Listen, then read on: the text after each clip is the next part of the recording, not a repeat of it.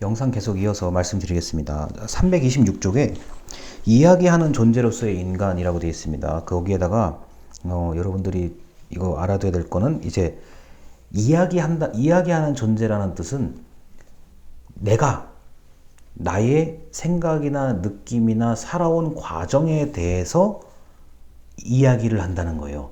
그냥 단순히 우리가 뭐 정보 제공을 하거나 뭐 농담을 하거나 뭐 우리가 친구와 대화하고 하는 그런 것보다는 여기서 말하는 이야기는 흐름이 조금 있는 이야기들이요. 이른바 스토리가 있는 얘기들을 하는 겁니다. 말하는 겁니다. 326쪽의 아래서 네 번째 줄에 그 철학자 맥킨타이어라는 철학자가 있어요. 이 마찬가지로 정의를 한평생 연구한 사람입니다. 자, 서사, 내러티브라는 관점을 제시를 하는데 인간은 이야기를 하는 존재다. 그렇기 때문에 우리의 삶은 서사적 탐색.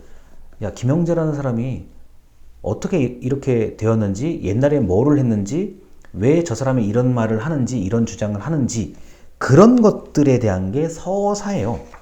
자, 나는 무엇을 해야 하는가라는 물음에 답하려면 나는 어떤 이야기의 일부인가에 답을 할 수 있어야 한다. 라고 얘기를 합니다. 자, 이게 좀 어려운 얘기인데, 지금 강의 자료를 보시면은 강의 자료 1번에 제가 분명히 그런 물음을 적어놨어요. 나는 어떤 맥락의 일부인가요?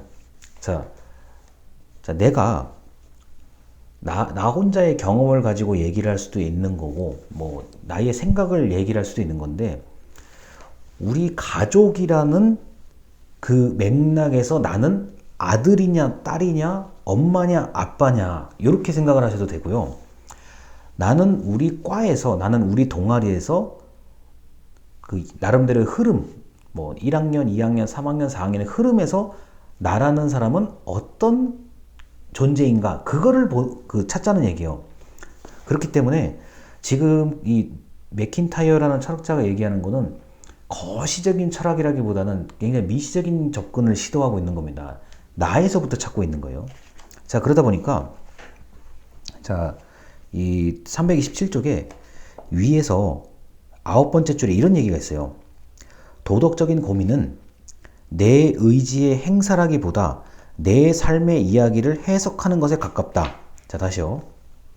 자, 도덕적인 고민은 내 의지를 보여주려는 거라기보다는 내 삶의 이야기를 해석하는 것에 가깝다라는 거예요.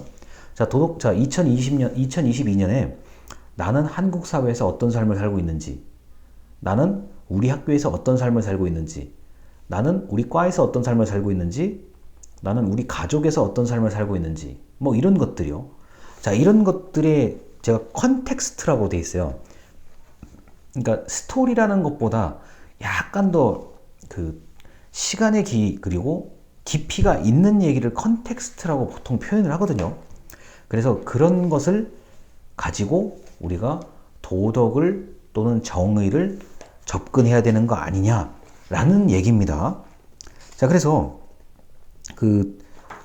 우리가 도덕적 책임이라고 한다면 뭐 331쪽에 이런 얘기들이 나와요. 도덕적 책임의 세 가지 범주라는 얘기가 있는데, 자, 1번 자연적 의무. 자, 보편적이다. 이거는 자, 누구나 다 이거는 뭐 인간이라면 뭐 지켜야 되는 거. 자, 자발적 의무. 내가 스스로 뭔가를 해야 되는 의무인데 다른 사람의 동의가 필요 없는 것도 가능해요. 자, 연대 의무. 상당히 특수한 독특한 주제인데, 자, 죄송합니다. 제가 설명을 이걸 조금 다시 해야 될 것 같아요. 자, 자발적 의무요.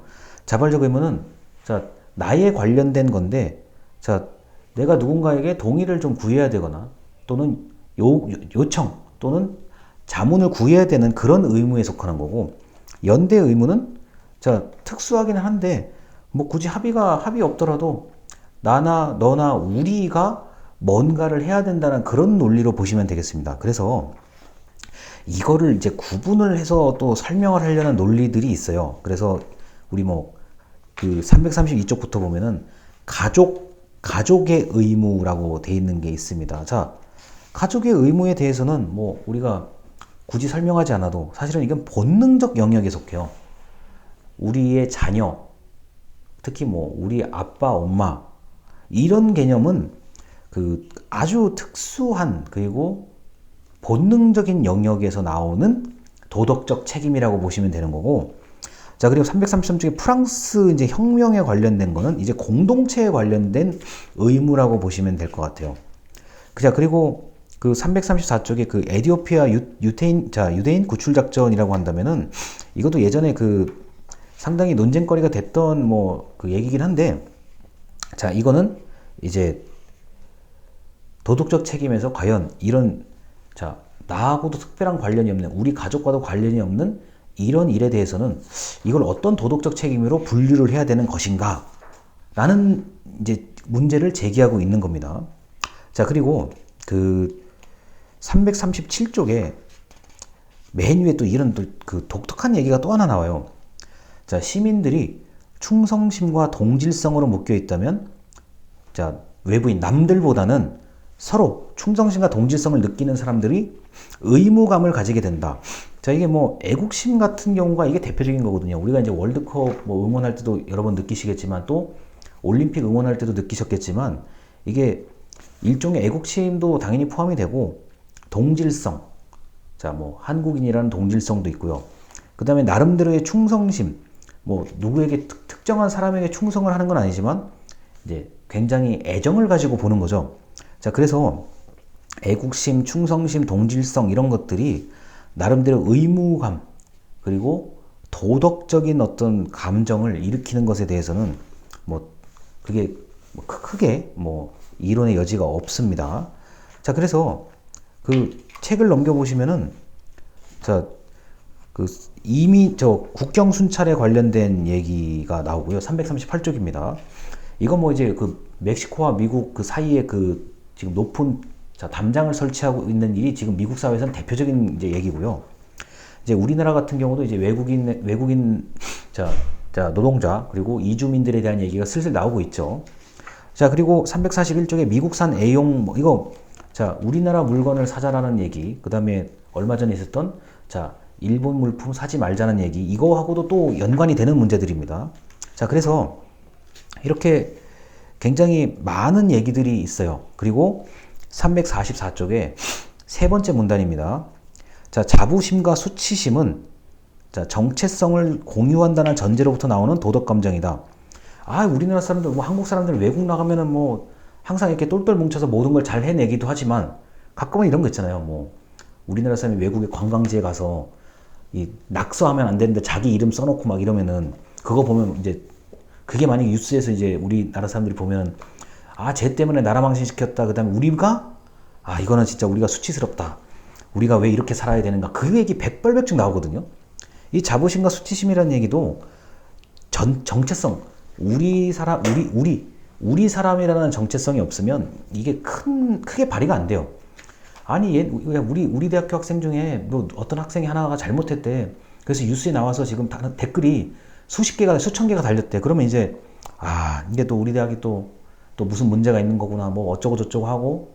그 다음에 여러분 댓글을 잘 보세요. 그 개인이 분명히 잘못을 한 건데, 보통 이제 우리가 베스트 댓글 같은 거 보면은, 네가 말이야 뭐 그 집단, 그 조직, 그 대학, 네가 거기 출신이니까 그렇게 한 거라, 이렇게 비난을 해요. 이거 잘 들어보세요. 굉장히 재미있는 얘기일 수도 있어요. 분명히 잘못은 제가 했거든요. 그 개인이, 특정한 개인이 했는데, 그 댓글 같은 걸 보면은, 야, 네가 그런 대학을 나왔으니까 그렇지, 네가 그 조직에 있으니까, 네가 그 동네에 살았으니까, 분명히 그렇게 나와요.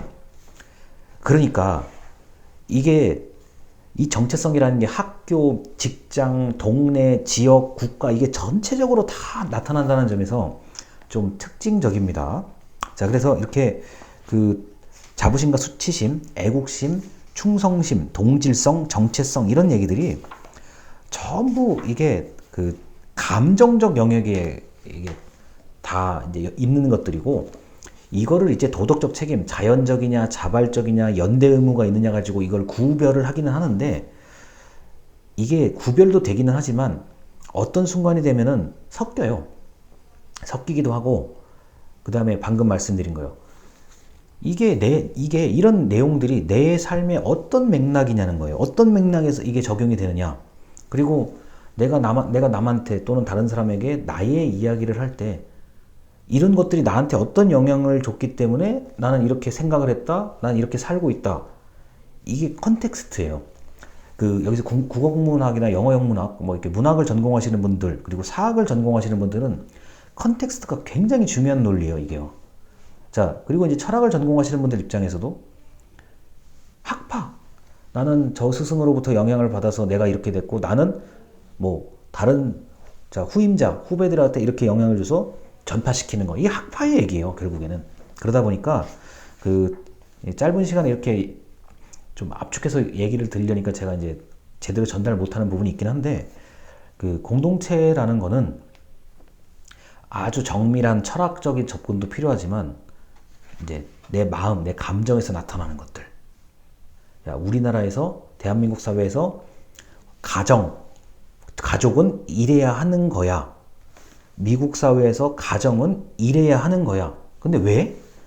그래, 미국에서는 이렇게 난 자라왔고 한국에서는 난 이렇게 보고 들은 게 이거라고 하면은 그게 이제 스토리 또는 컨텍스트 또는 맥락이라고 할 수가 있겠습니다.